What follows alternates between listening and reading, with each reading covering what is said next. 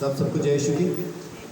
प्रभु का धन्यवाद कि हम उस जगह पे हैं जहाँ पे आके हम परमेश्वर के वचन से कुछ बातों को सीखते हैं। आज आप और मैं हम सब मिल के आज सीखने वाले हैं परमेश्वर की उपस्थिति, उसकी सहभागिता, परमेश्वर के साथ बैठना, परमेश्वर के साथ चलना, परमेश्वर के नाम को महिमा देना किस तरह से होता है, कैसे होता है कि हम परमेश्वर की उपस्थिति में रह पाते हैं।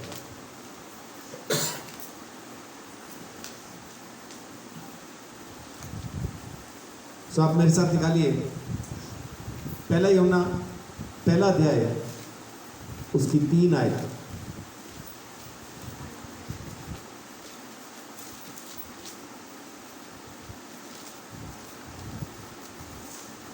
पहला यूहन्ना 1:3। जो कुछ हमने देखा और सुना है उसका समाचार तुम्हें भी देते हैं, इसलिए कि तुम भी हमारे साथ सहभागी हो, और हमारी यह सहभागिता पिता के साथ और उसके पुत्र यीशु मसीह के साथ है। हाँ, सो प्रभु का धन्यवाद कि यहाँ पे वचन हमको, बाइबल हमें क्या कहती है कि परमेश्वर की सहभागिता हमारे साथ है। और जब हम आशीष का वचन बोलते हैं उसमें भी हम क्या कहते हैं कि अब प्रभु यीशु मसीह का प्रेम, पवित्र आत्मा की सहभागिता, प्रभु यीशु मसीह का अनुग्रह, स्वर्गीय पिता का प्रेम और पवित्र आत्मा की सहभागिता, परमेश्वर हमारे साथ है, इस बात की गारंटी, इस बात का वायदा बाइबल हमारे साथ करती है। और वो साथ कब तक होता है? जब तक वो काम पूरा ना हो जाए जिसके लिए उसने हमको भेजा है। आमीन। अब इसका मतलब है कि अगर हम काम नहीं कर रहे तो पवित्र आत्मा कहां पे है? परमेश्वर की उपस्थिति कहां पे है? जिस काम के लिए उसने हमें भेजा हम नहीं कर रहे तो उपस्थिति इस वक्त कहां है? वहीं पे है, इंतजार कर रही है परमेश्वर की उपस्थिति के हम कब काम करेंगे, लाट साहब कब उठेंगे, वही है इस इंतजार में कि हम कब उठेंगे, हम कब परमेश्वर की मर्जी को पूरा करेंगे। परमेश्वर की उपस्थिति इंतजार कर रही, परमेश्वर इंतजार कर रहे। यानी चर्च परमेश्वर की पवित्र आत्मा से भी कहीं ऊंचा है, अपनी इच्छा से है, उसकी मर्जी है ना। चर्च लगाना नहीं लगाना, चर्च में जाना नहीं जाना, मीटिंग्स में जाना नहीं जाना, क्या करना क्या नहीं करना, हमारी मर्जी है। हमें तय करना होता है ना क्या चीज जरूरी है, ये जरूरी है वो जरूरी नहीं है। परमेश्वर की उपस्थिति तो इंतजार करती रहेगी, हमको क्या टेंशन है ना, परमेश्वर तो वेट कर लेते, हमें जल्दबाजी की जरूरत नहीं। सो परमेश्वर जब तक वो काम पूरा ना हो जाए जिसके लिए उसने हमको संसार में भेजा है तब तक हमारे साथ रहेगा, वायदा है। देखिए पुराने नियम से देखिए, उत्पत्ति 28 उसका 15।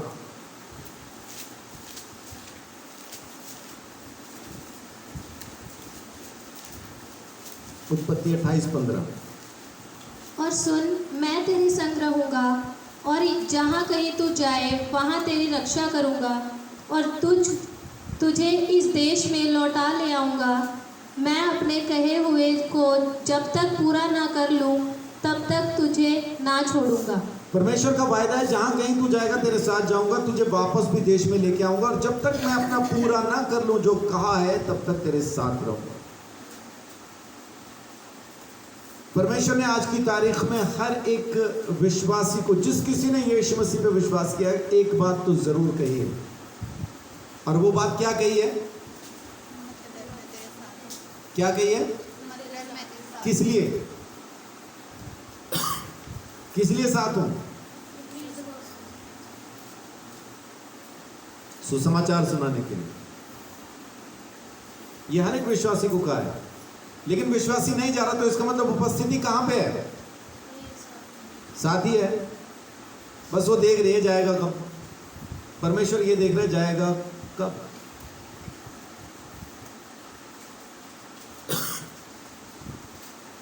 निर्गमन 33 का 14।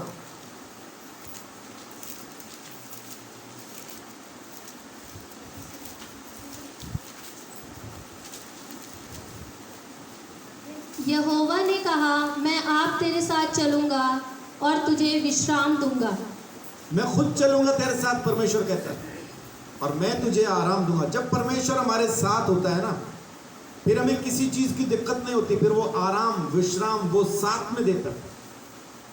जब हम परमेश्वर के कहे पे चलना शुरू करते हैं, परमेश्वर की उपस्थिति में रहना शुरू करते हैं, तो फिर वो हमको आराम भी देता है, तसल्ली भी देता है, वो सब कुछ देता है जो हमको चाहिए।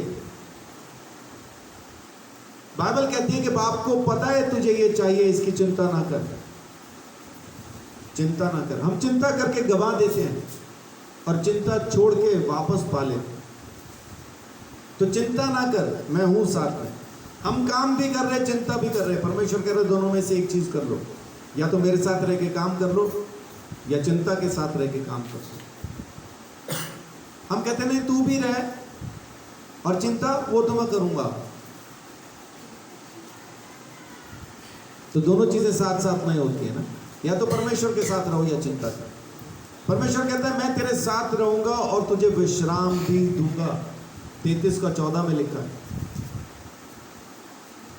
निर्गमन 33:14 कहता है कि मैं तेरे साथ रहूंगा और तुझे आराम भी दूंगा, विश्राम भी दूंगा।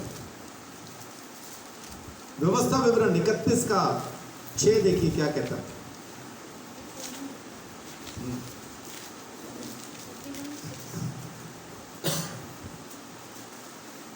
तू हियाव बान और दृढ़ हो, उनसे ना डर और ना भयभीत हो, क्योंकि तेरे संग चलने वाला तेरा परमेश्वर यहोवा है। वह तुझको धोखा ना देगा और ना छोड़ेगा। आमीन। तेरे साथ चलने वाला परमेश्वर है, तुझे ना कभी धोखा देगा, ना ही कभी तुझे छोड़ेगा। तो तू उनकी चिंता ना कर जो तेरे खिलाफ है। अब खिलाफ कौन कौन हो सकता है? कर्जा हो सकता है, झगड़ा हो सकता है, नशा हो सकता है, कोई और बुरी आदत हो सकती है, पत्नी पति के खिलाफ हो सकती है, पति पत्नी के खिलाफ हो सकता है। ऐसा बहुत कुछ हो सकता है जिंदगी के अंदर, लेकिन परमेश्वर कहता है चिंता ना कर। अगर आप परमेश्वर की उपस्थिति में चल रहे हैं तो उसका वायदा है कि मैं तेरे साथ हूं। आप नहीं भी चल रहे तो उपस्थिति है वहां पे, इसलिए आप लौट आइए उसके पास, उसकी उपस्थिति में चलिए, फिर देखिए वो हालात को कैसा बदलता है, क्योंकि आपने उसके हाथ में सौंप दिया। लेकिन हम उसकी उपस्थिति को समझ नहीं पाते। उसकी उपस्थिति बहुत दूर है, कहीं ऐसी जगह में है, ऐसा सोचते हैं हम। वैसा नहीं। अभिषेक को लोगों ने ना एक सामर्थ समझ लिया। परमेश्वर का अभिषेक जब उतरेगा, अभिषेक का मतलब क्या है? क्या अभिषेक उतरेगा तो उस वक्त में सामर्थ आएगी? क्या सोचते हैं आप? उसने अभिषेक पाया, उसके बाद काम करने लगा, तो क्या अभिषेक का मतलब है कि सामर्थ आनी है? चुने जाना है अभिषेक। क्या सोचते हैं? अभी अभिषेक के साथ सामर्थ जुड़ी है क्या?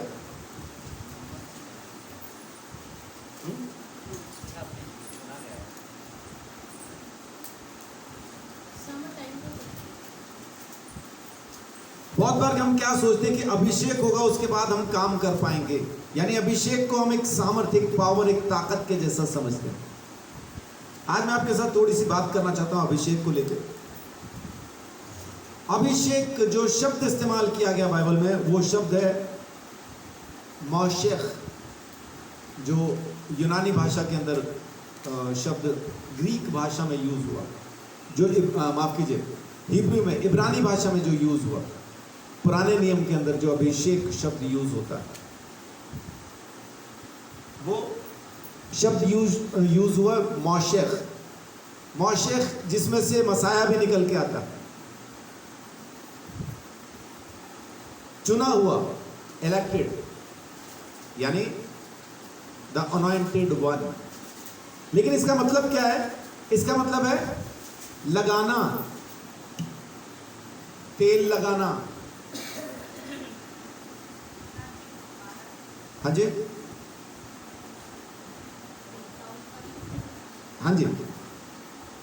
इसका एक मतलब क्या है? लगाना, और एक मतलब क्या है इसका? अनॉइंट करना, इंप्लीमेंटेशन। और इसका एक और मतलब है पवित्र करना। अलग करना, पवित्र करके अलग कर लेना।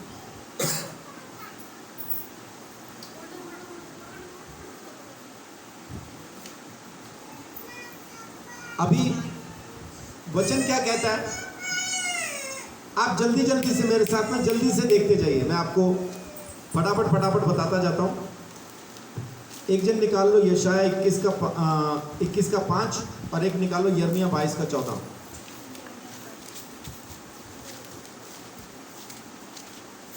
यशाया 21:5, यिर्मयाह 22:14।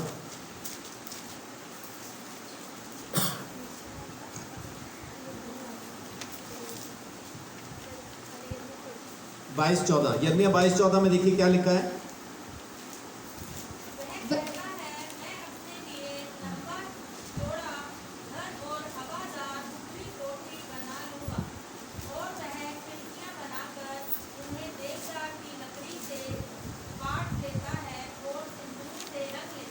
सिंदूर से रंग लेता है लिखा है वहां पे। मैं अपने लिए लंबा चौड़ा घर बना लूंगा और उस पर मैं लकड़ी लगा के फिर उसको सिंदूर से रंग लूंगा। ये जो रंग लूंगा लगाया ना शब्द वहां पे जो यूज हुआ है, सिंदूर से रंग देता हूं जो लिखा है वहां पे, तो ये रंग देना अभिषेक है। ये शब्द वही यूज हुआ यहाँ पे जो अभिषेक के लिए इस्तेमाल होता है। दीवारों पे रंग लगाना ये भी अभिषेक है। ये शब्द अभिषेक का मतलब है रंग लगा देना। वही शब्द यहाँ पे रंग लगाने के लिए भी इस्तेमाल हुआ जो अभिषेक के लिए इस्तेमाल होता है। जी, यशाया 21:5 में क्या लिखा है? भोजन की तैयारी हो रही है, पहरुए बैठाए जा रहे हैं, खाना पीना हो रहा है। हे हाकिमों उठो, ढाल में तेल मलो। ढाल पे तेल मलो, ये भी अभिषेक है। यानी वो शब्द वही यूज हुआ यहाँ पे, ढाल पे तेल मलो। आमोस 6:6 और निर्गमन 29:2। और कटोरों में से दाख मधु पीते और उत्तम उत्तम तेल लगाते हो, परंतु यूसुफ पर आने वाली विपत्ति का हाल सुनकर शोकित नहीं होते। तेल लगाते हो, ये तेल लगाना भी वही अभिषेक है। निर्गमन 29:2। और अख़मीरी रोटी और तेल से सने हुए मैदे के अख़मीरी फुलके और तेल से चुपड़ी हुई अख़मीरी पपड़ियाँ भी लेना, ये सब गेहूं के मैदे के बनवाना है। अब यहाँ पे क्या लिखा है? तेल से चुपड़ी हुई। ये भी वही शब्द यूज हुआ जो अभिषेक के लिए यूज होता है। तो मैं आपको क्या बताना चाह रहा था? रगड़ना, लगाना। अभिषेक सेम शब्द वही है जो अभिषेक के लिए यूज होता है। अब कुछ चीजों को, कुछ लोगों को शुद्ध करने के लिए, पवित्र करने के लिए, निर्गमन 40 अध्याय उसका 9 से 11 तक। और अभिषेक का तेल लेकर निवास का और जो कुछ उसमें होगा सब कुछ का अभिषेक करना और सारे सामान समेत उसको पवित्र करना, तब वह पवित्र ठहरेगा। सब सामान समेत होम वेदी का अभिषेक करके उसको पवित्र करना, तब वह परम पवित्र ठहरेगी। पाए समेत होदी का अभिषेक करके उसे पवित्र करना।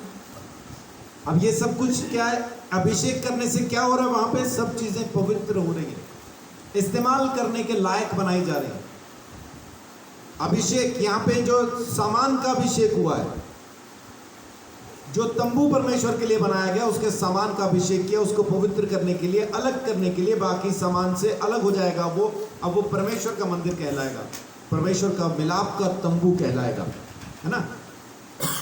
कुछ लोगों को लीडरशिप के लिए अलग किया गया, जैसे सबसे पहले शाऊल को, 1 शमूएल 10:1।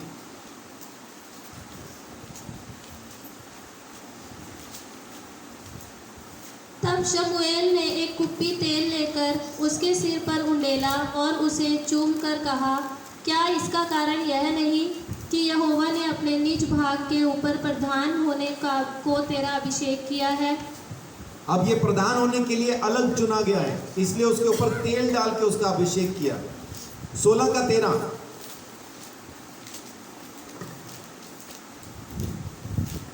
तब तब शमूएल ने अपना तेल का सिंग लेकर उसके भाइयों के मध्य में उसका अभिषेक किया, और उस दिन से लेकर भविष्य को यहोवा का आत्मा दाऊद पर बल से उतरता रहा।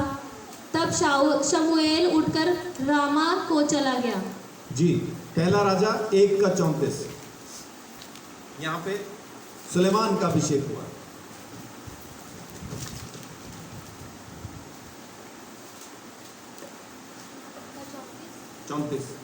और वहाँ सादोक याजक और नातान नबी इस्राएल का राजा होने को उसका अभिषेक करे।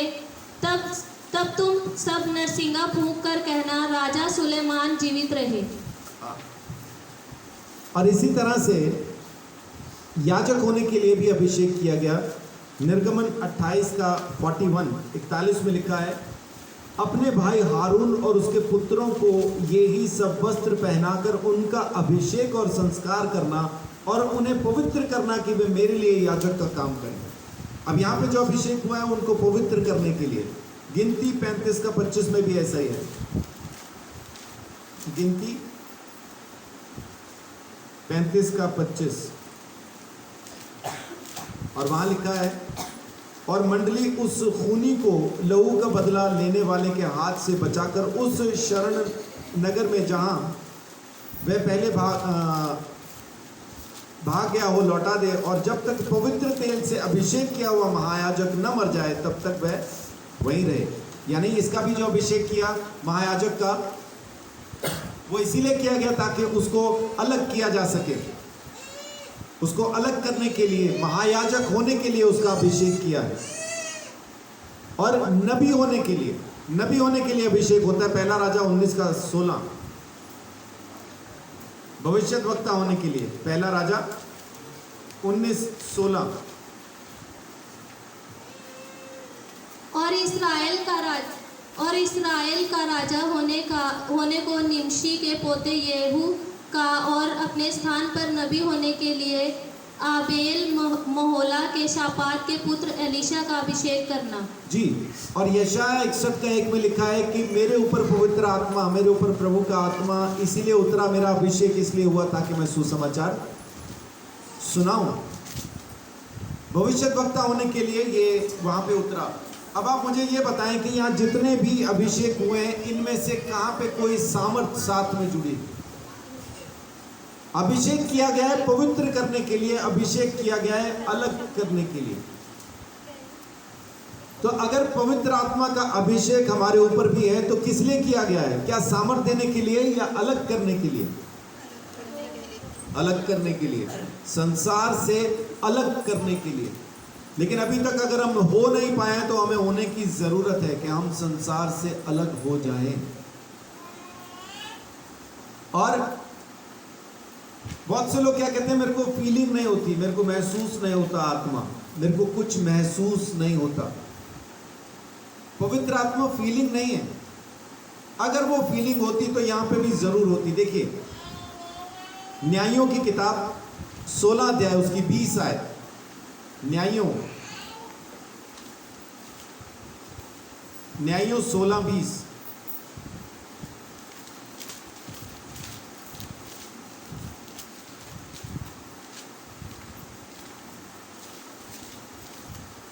ये कौन सी कहानी है? शिमशोन की कहानी। शिमशोन ने जब अपना राज बता दिया कि मेरे बाल कटेंगे तो सामर्थ खत्म हो जाएगी, परमेश्वर मुझसे अलग हो जाएगा, और उस दिन उसके बाल काट दिए गए। लेकिन देखिए 20 में क्या लिखा है, तब उसने कहा, हे शिमशोन, फिलिस्ती तेरी घात में है। तब वह चौंक कर सोचने लगा, मैं पहले के समान बाहर जाकर झटकूंगा। और आगे देखिए कमाल की चीज क्या लिखी है, वह तो न जानता था कि यहोवा उसके पास से चला गया।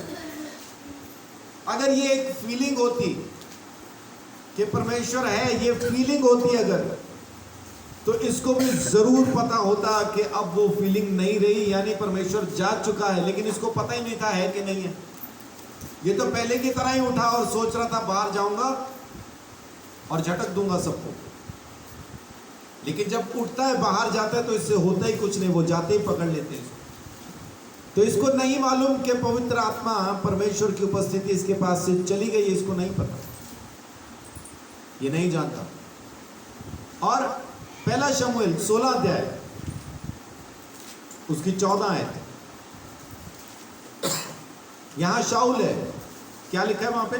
यहोवा का आत्मा शाऊल पर से उठ गया और यहोवा की ओर से एक दुष्ट आत्मा उसे घबराने लगी। यहोवा का आत्मा उठ गया, शाऊल को नहीं पता। लेकिन जब दुष्ट आत्मा ने उसको सताना शुरू किया तो पता चल गया कि दुष्ट आत्मा है। दुष्ट आत्मा की फीलिंग होती है, पवित्र आत्मा की फीलिंग नहीं होती। दुष्ट आत्मा की फीलिंग क्यों होती है? क्योंकि वो सताती है, वो तंग करती है, इसलिए पता चलता है कि है।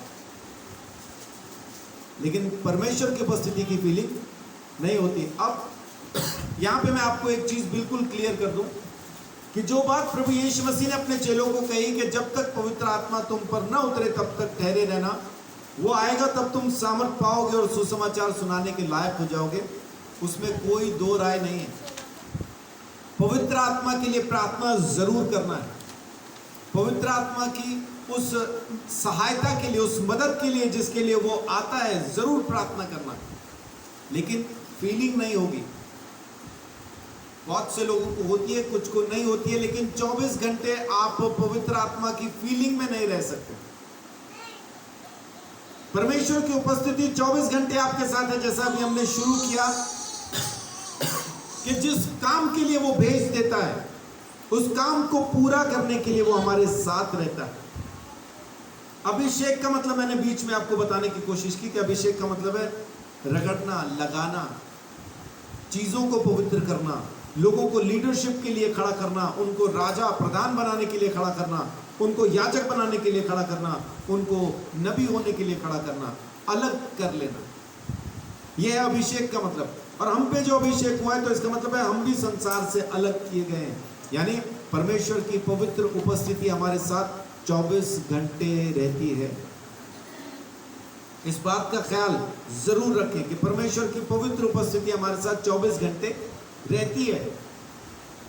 आप चाहे कहीं भी हैं, कुछ भी कर रहे हैं, परमेश्वर की उपस्थिति है। क्यों है? क्योंकि यीशु मसीह ने कहा, जैसा तूने मुझे भेजा वैसा मैं इनको भेजता हूं। यूहन्ना 17 का मेरा ख्याल 17 या 18 है।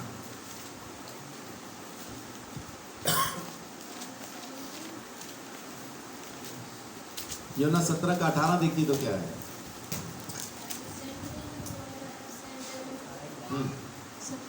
18 और उनके लिए मैं अपने आप को पवित्र ये करता 17 हूँ। होगा। अच्छा पढ़िए।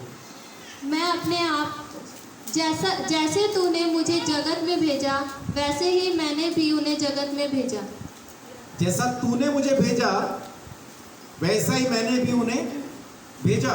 और जब यीशु मसीह को जगत में भेजा गया तो क्या बगैर परमेश्वर की उपस्थिति के भेज दिया गया?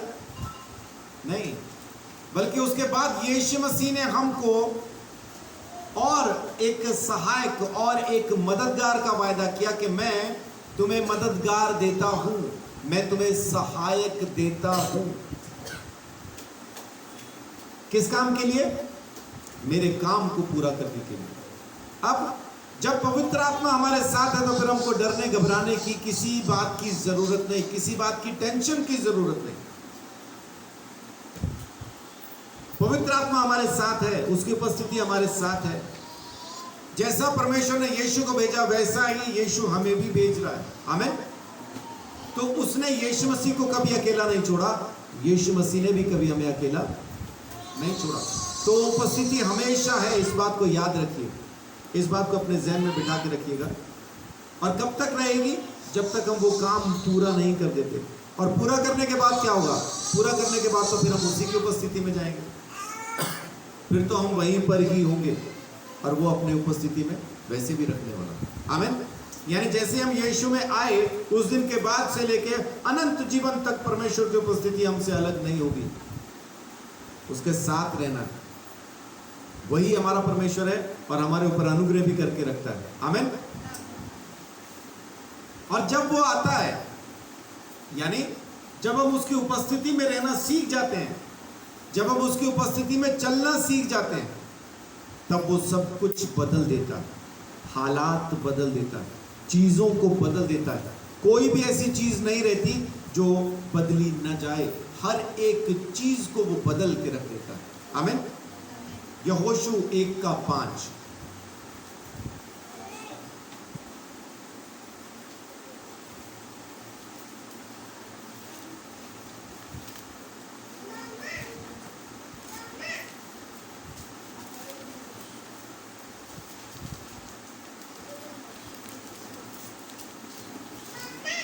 यहोशू 1:5।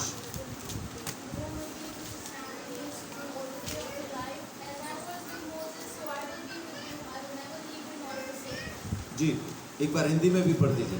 तेरे जीवन भर कोई तेरे सामने ठहर ना सकेगा। जैसे मैं मूसा के संग रहा वैसे ही तेरे संग भी रहूंगा, और ना तो मैं तुझे धोखा दूंगा और ना तुझको छोड़ूंगा। आमीन। अभी यहोशू के साथ परमेश्वर का वायदा हो गया। इससे पहले यहोशू के साथ परमेश्वर का कोई वायदा था क्या? कोई वायदा नहीं। अब क्यों हुआ? क्योंकि अब पूरी भीड़ में से, सारे इजराइलियों में से उसको निकाल के अलग खड़ा कर लिया, और अब उसको कहा कि तू लोगों को लेके जा। मैं आपको एक चीज क्लियर कर देना चाहता हूं, जब आप सामर्थ पाओगे तब खड़े नहीं होगे। जब आप सामर्थ पाओगे तब अलग नहीं किए जाओगे। जब आप अलग किए जाओगे, जब आप खड़े हो जाओगे, तब सामर्थ पाओगे। हम किस इंतजार में हैं? सामर्थ मिले तो जाऊं। और परमेश्वर क्या कह रहा है? जाएगा तो सामर्थ तेरे साथ रहेगी। हमें जाने से पहले सामर्थ चाहिए, और परमेश्वर कहता है जाएगा तो सामर्थ है। यहोशू जैसा ही परमेश्वर के लिए चुना गया, उसका अभिषेक हुआ, उसको अलग किया गया, परमेश्वर ने उसके साथ वायदा किया, अब मैं तेरे साथ रहूंगा, जैसा मूसा के साथ रहता था। और तेरी जिंदगी भर कोई तेरे सामने खड़ा नहीं हो पाएगा, क्योंकि मैं तेरे साथ हूं। आमीन। तो आप भी अपने आप को वैसा ही समझिए, जैसा ही आप परमेश्वर के लिए खड़े होंगे, जब आप परमेश्वर के लिए खड़े होंगे, तब वो आपके लिए भी खड़ा होगा, और वो हालात को बदल देगा। अब यहोशू के हालात पहले जैसे नहीं रहे। अब आप मेरे को एक बात बताएं कि यहोशू ने अभी तक परमेश्वर की आवाज नहीं सुनी, है ना? ऐसा समझिए उसको कि यहोशू अभी तक मूसा के साथ है। मूसा उसको पहाड़ी पे ले गया। मूसा ने कहा, परमेश्वर ने कहा है कि मैं तेरा अभिषेक करूं, अब से तू लोगों को लीड करेगा, मेरे बाद तू लोगों को लेके चलेगा। ये सब हो गया। लेकिन मूसा के मरने के बाद जब परमेश्वर बात करता है यहोशू के साथ, अब मुझे बताएं, क्या यहोशू की सोच समझ पूरी तरह से बदल नहीं गई होगी? जैसे उसने ये आवाज सुनी होगी कि मैं तेरे साथ हूं, उस दिन बदल गया होगा। परमेश्वर की आवाज सुनने के बाद जब वो वापस आया होगा, तो वो बदला हुआ एक इंसान होगा, एक नया इंसान होगा। आमीन। हम भी नए कब हो जाते हैं? जब हम परमेश्वर की आवाज को सुनना शुरू करते हैं। क्या परमेश्वर ने आपको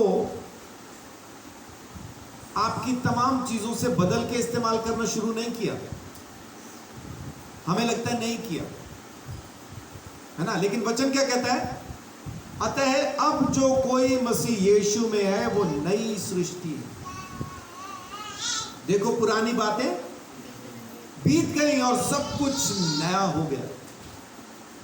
जैसे ही आप परमेश्वर के लिए अपने आप को खड़ा करेंगे, सब नया हो जाएगा। अभी तक नहीं हुआ क्या? हुआ है, लेकिन हमें समझ में नहीं आया। यहोशू पहले से चुना गया था, लेकिन तब तक उसको समझ में नहीं आया जब तक परमेश्वर ने उससे बात नहीं की। तो जब आप खड़े होंगे तो सामर्थ जरूर आएगी। सामर्थ आएगी तब आप खड़े होंगे, तो बैठे रहो। सामर्थ आएगी तब आप सेवा शुरू करेंगे, तो बैठे रहो। बहुत से लोग आज चंगाई के जो काम है क्यों नहीं कर रहे हैं? इंतजार कर रहे हैं सामर्थ पाने का। सामर्थ आएगा तब हम लोगों को चंगा करेंगे। बैठे रहो, क्योंकि वो आएगा नहीं, आ चुका है। वो फीलिंग नहीं है, वो परमेश्वर की उपस्थिति है। जब आप उसकी उपस्थिति में खड़े हो जाएंगे तो काम होने शुरू हो जाएंगे। आमीन। इस बात को समझ लीजिए, अगर आज समझ पाए तो। और यहोशू के साथ जब परमेश्वर ने वायदा किया कि मैं तेरे साथ रहूंगा, जिंदगी भर कोई तुझे हरा ना पाएगा, इसका मतलब है हालात चाहे कैसे भी हो जाए, जिंदगी चाहे कैसी भी क्यों ना हो जाए, अब परमेश्वर साथ में रहेगा। आमीन। क्यों? क्योंकि उसने नाम लेके हमें बुला लिया, उसने नाम लेके हमें चुन के अलग किया है। अभी ये मैंने एक बात कही तो पता नहीं किसी के मन में आया है, हाँ मुझे किया है। अगर किसी के भी मन में आए तो याद रखिए इसको, है ना, याद रखना।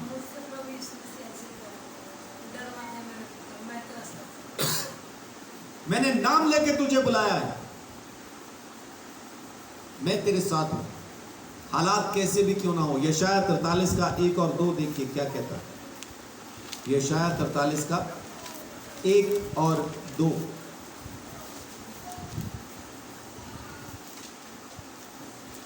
हे इस्राएल तेरा रचने वाला और हे याकूब तेरा सृजनहार यहोवा अब यूं कहता है, मत डर क्योंकि मैंने तुझे छुड़ा लिया है। मत डर क्योंकि मैंने तुझे छुड़ा लिया है। मैंने तुझे नाम लेकर बुलाया है। आमीन। मैंने तुझे नाम लेके बुलाया है, तू मेरा ही है।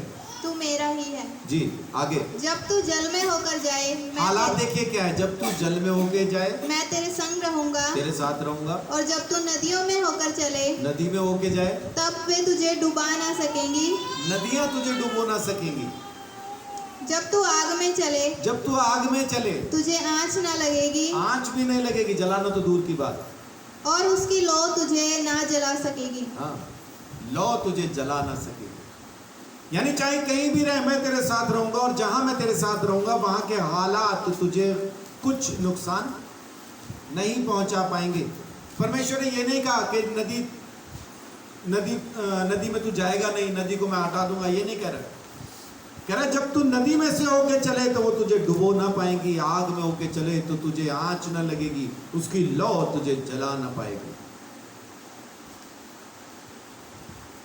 तो जिस किसी के मन में अभी जिस किसके मन में ये बात आ रही है ना कि परमेश्वर ने मुझे बुला लिया है, तो याद रखें फिर परमेश्वर की उपस्थिति आपके साथ है, वो आपका इंतजार कर रहा है, आप कब आते वहां। उसके साथ चलना शुरू कीजिए, फिर देखिए उसकी सामर्थ कैसा काम करती है। उसने वायदा किया नहीं छोड़ूंगा, उसने वायदा किया है नहीं छोड़ूंगा, नहीं त्यागूंगा, उसने वायदा किया है। उसके साथ रहने के लिए, उसके अनुग्रह में उठने बैठने के लिए, उसके साथ जीने के लिए जरूरी है कि आप अपने आप को सौंप दें उसके हाथ में, और वो लेके आपको चलेगा। यीशु मसीह ने कहा मैं सदा तुम्हारे साथ हूं। किन लोगों को कहा? जो सुसमाचार सुनाने के लिए भेजे गए हैं। मत्ती 28 का 20 में लिखा है, और देखो जगत के अंत तक मैं सदा तुम्हारे साथ हूं। 18 से लेके अगर हम पढ़ना शुरू करें तो वहां लिखा है, यीशु मसीह ने उनके पास आके उनसे कहा, स्वर्ग और जमीन का सारा अधिकार मुझे दिया गया, इसलिए जाओ जाति जाति के लोगों को चेला बनाओ, पिता पुत्र पवित्र आत्मा के नाम से बपतिस्मा दो, और जो बातें मैंने तुम्हें बताई हैं उन्हें मानना सिखाओ, और देखो जगत के अंत तक मैं सदा तुम्हारे साथ हूं। आमीन। यीशु मसीह सदा हमारे साथ है। इसलिए अगर हम जाते हैं तो, अगर हम खड़े हो जाते हैं तो, संसार से अलग हो जाते हैं तो, यूहन्ना 17 का 13-14 देखिए क्या कहता है।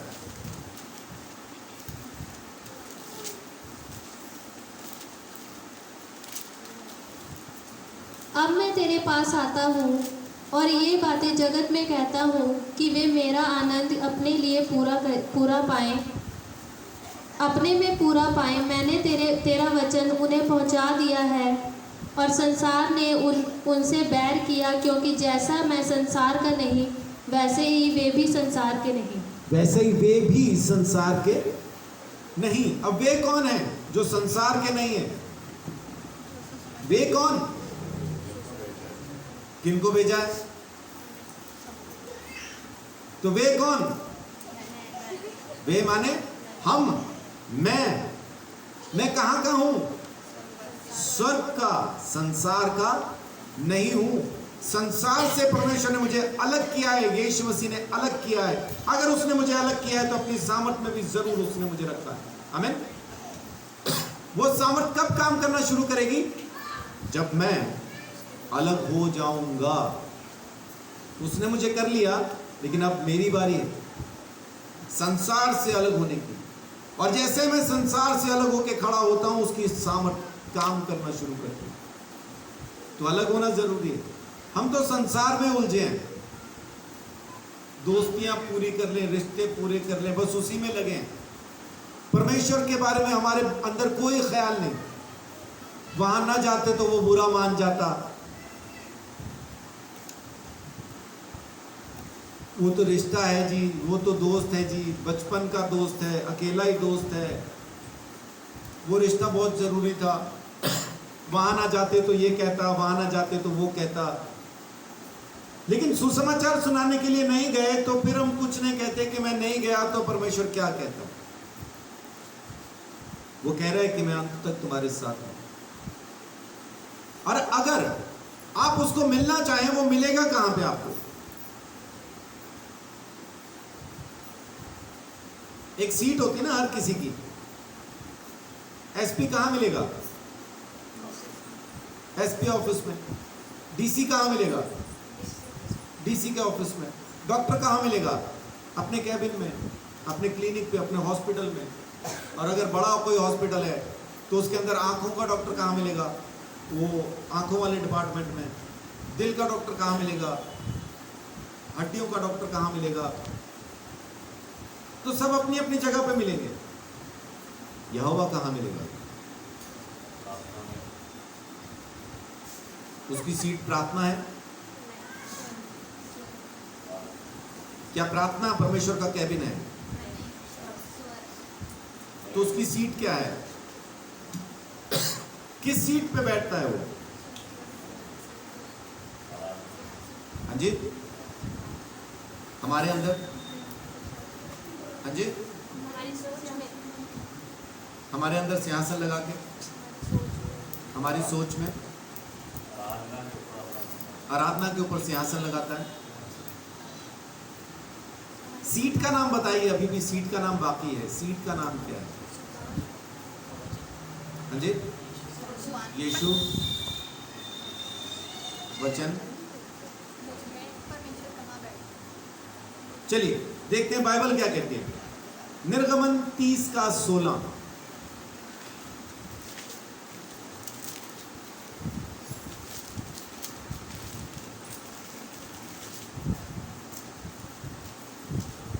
और तू इस्राएलियों से प्रायश्चित का रुपया लेकर मिलाप वाले तंबू के काम में लगाना, जिससे माफ कीजिए, 30 का 6 पढ़िए। और तू उसको उस पर्दे के आगे रखना जो साक्षी पत्र के संदूक के सामने है, अर्थात प्रायश्चित वाले ढकने के आगे जो साक्षी पत्र के ऊपर है, वही मैं तुझसे मिला करूंगा। आमीन। तो उसकी सीट का नाम क्या है? प्रायश्चित का ढकना। वाचा के संदूक के ऊपर जो ढक्कन है, उस ढक्कन का नाम क्या है? प्रायश्चित का ढक्कन। प्रायश्चित का ढकना। तो परमेश्वर की सीट कहां है? प्रायश्चित के ढकने के ऊपर। तो अगर आपको परमेश्वर से मिलना है तो कहां मिलेगा? प्रायश्चित के ढकने पे। तो आपको क्या करना होगा? प्रायश्चित। कितना आसान है ना परमेश्वर से मिलना। मिलना है तो क्या कहें? प्रभु पापी हूं, खराब हूं, करता हूं, मन फिराना चाहता हूं, और वो मिल जाएगा। लेकिन हम जब बैठते हैं प्रायश्चित के ढकने के सामने तो हम क्या कहते हैं? प्रभु पप्पू की मदद करना, अभी बहुत पाप में है, मैं जानता हूं तुझे पता है, लेकिन प्रभु तू उससे प्रेम करता है, उसको बचा लेना, उसको मन फिराने का मौका दे। वो मौका उसने मुझे दिया है। इस वक्त मैं वहां पे हूं, मुझे मेरे पाप मानने हैं, मैं दूसरों के मनवा रहा होता हूं और बड़े घमंड से उठता भी हूं फिर प्रार्थना से, प्रभु तेरा धन्यवाद, आज मैंने अपने दुश्मनों को माफ किया, आज मैंने उसको भी माफ कर दिया, उसको भी माफ कर दिया, उसको भी माफ कर दिया। लेकिन कभी उसको पूछा क्या तूने मुझे माफ कर दिया? मैं तो कराया सबको, उसने मुझे किया क्या? उसको पूछना जरूरी है। जब आप उसको पूछेंगे, प्रायश्चित के ढकने के पास जब आप उसको मिलेंगे, जरूर मिल जाएगा। हमें मिलना जरूरी है। और ऐसा जमीन पे कोई नहीं जिसने पाप ना किया हो या करेगा नहीं।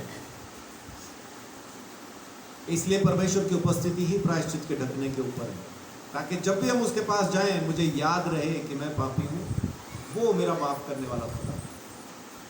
तो उसकी सीट का नाम क्या है? प्रायश्चित का ढकना। प्रायश्चित के ढकने के ऊपर दो स्वर्गदूत जो सर झुकाए और अपने पंखों को ऐसा मिलाए हुए बैठे, इन पंखों के ऊपर परमेश्वर की उपस्थिति हुई।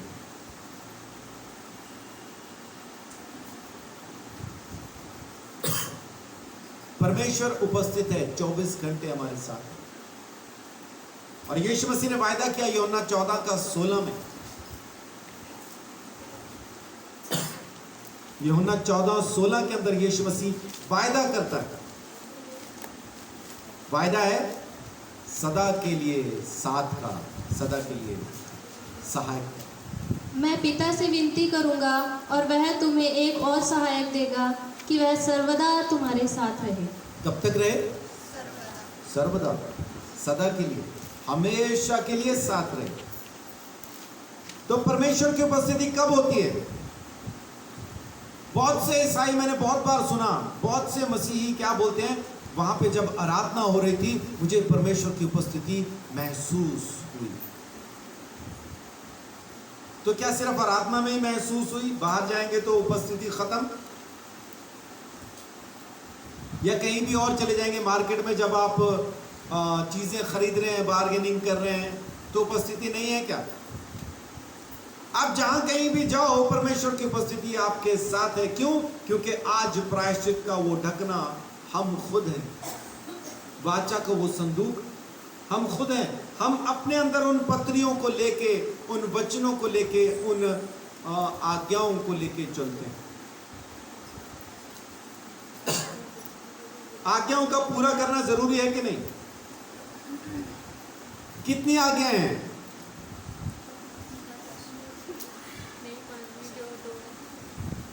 कितनी आज्ञाएं हैं? 2 आज्ञाएं। 2 आज्ञाएं बहुत है मानने के लिए। पहली कौन सी? सारे मन, सारी बुद्धि, सारे प्राण, सारी शक्ति से परमेश्वर से प्रेम करो। और दूसरी, जैसा तुम खुद से मोहब्बत करते हो बिल्कुल वैसी ही मोहब्बत अपने पड़ोसी से भी करना। हम कर पाते हैं वैसी? जैसी मोहब्बत मैं खुद से करता हूं वैसी मोहब्बत मैं अपने पड़ोसी से नहीं करता हूं। दिखावा तो करता हूं मैं, लेकिन वो मोहब्बत नहीं है जो मुझे खुद से है। बस ये 2 आज्ञाएं माननी, सारे मन, सारी बुद्धि, सारी शक्ति, सारी अकल से अपने परमेश्वर यहोवा से प्रेम करें। और जैसी मोहब्बत तुम खुद से करते हो, जैसी मोहब्बत मैं खुद से करता हूं, वैसी मोहब्बत मुझे अपने पड़ोसी से करनी। बस इतना ही, और कुछ नहीं। 2 आज्ञाएं मानो खाली, बस हो गया। और दोनों आज्ञाएं प्रेम से जुड़ी। प्रेम कीजिए परमेश्वर से, प्रेम कीजिए इंसान से। परमेश्वर की उपस्थिति 24 घंटे आपके साथ है। आमीन। अभी कितने लोगों को लग रहा है कि परमेश्वर की उपस्थिति सच में मेरे साथ है? 24 घंटे के लिए साथ है। आमीन। और जब 24 घंटे आप परमेश्वर की उपस्थिति में हैं, आपको फील हो, आपको फील ना हो, क्यों परमेश्वर की उपस्थिति में है? क्योंकि यीशु मसीह के द्वारा भेजे गए आपने यीशु मसीह को अपना प्रभु स्वीकार किया। जिस किसी ने यीशु को अपना प्रभु स्वीकार किया है उन सब के साथ ये उपस्थिति है। आमीन। जो कोई भी उसकी उपस्थिति में रहना चाहता है सिर्फ इतना करे कि अपने आप को संसार से अलग कर ले। संसार के साथ जुड़ना क्या है? शरीर के साथ जुड़ना, संसार के साथ जुड़ना। शरीर की अभिलाषा, आंखों की अभिलाषा, जीविका का घमंड, यह है संसार। बस उसमें से निकलना और आप परमेश्वर के हो जाते हैं सदा के लिए, हमेशा के लिए, और वो आपको संभाले रहता है। आमीन। कितने लोग हैं अभी जो जाएंगे और जाके आज से, अब से, इसी वक्त से बीमारों के लिए प्रार्थना शुरू कर देंगे, हाथ रख के, घर बैठ के नहीं, हाथ रख के। आमीन। और उससे होगा क्या? उससे होंगी चंगाइयां, और जब होंगी चंगाइयां तो पूछेंगे कि ये कैसे किया, तब हम बताएंगे यीशु मसीह ने किया, यीशु मसीह के नाम से हुआ, मैंने नहीं किया, यीशु ने किया। उसकी उपस्थिति में उठना बैठना चलना फिरना शुरू कीजिए और वो सच में आपके साथ है। आमीन। अब जब आप ये इस्तेमाल करना शुरू करेंगे तब होंगे चमत्कार, तब होंगे कमाल के काम। और लौट आने के लिए प्रायश्चित का ढकना आज भी उपस्थित है। संसार में से निकल आने के लिए, परमेश्वर की उपस्थिति में पहुंचने के लिए वो प्रायश्चित का ढकना आज भी मौजूद है। हम जब चाहें तब उस ढकने के पास आ सकते हैं, अपने पापों से प्रायश्चित करके, संसार से अपने आप को अलग करके परमेश्वर के पास अभी और इसी वक्त हम पहुंच सकते हैं। आमीन। परमेश्वर आप सबको बहुत आशीष, बड़ी बरकत दे, अपने अनुग्रह के अंदर संभाल करें। आप सबको जय श्री।